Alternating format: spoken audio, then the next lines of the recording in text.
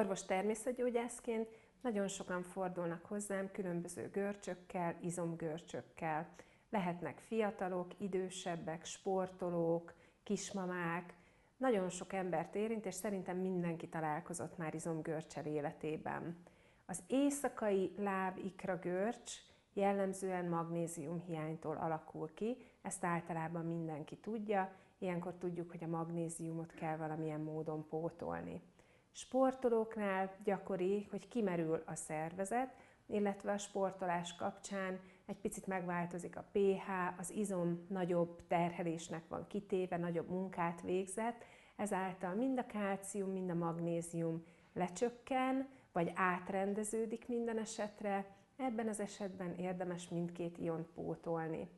Feszült, ideges állapotban az idegrendszer elhasználja a magnéziumot, és ilyenkor maguk az izmaink is begörcsölnek. Ugye a lelki görcsök fizikai görcsöket okozhatnak, gyakran a nyaki, a tarkótáji izmok görcse jelzi azt a feszültséget, ami az embernek az idegrendszerében van. Ezekben az esetekben megint csak inkább a magnézium pótlására gondoljunk.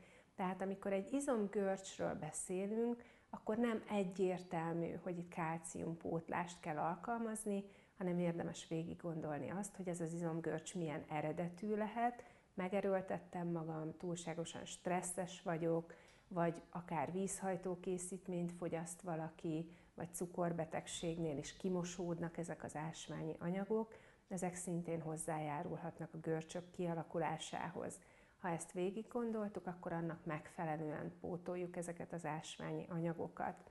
Azt is érdemes tudni, hogy az ásványi anyagok általában nem túl jól szívódnak fel a bélrendszerből, mert egy nagyon szűk pH spektrumon tudnak felszívódni, ezért érdemes az ásványanyagok mellé zöld növényeket, amik enzimekben gazdagok, fogyasztani, hogy ezek jobban fel tudjanak szívódni.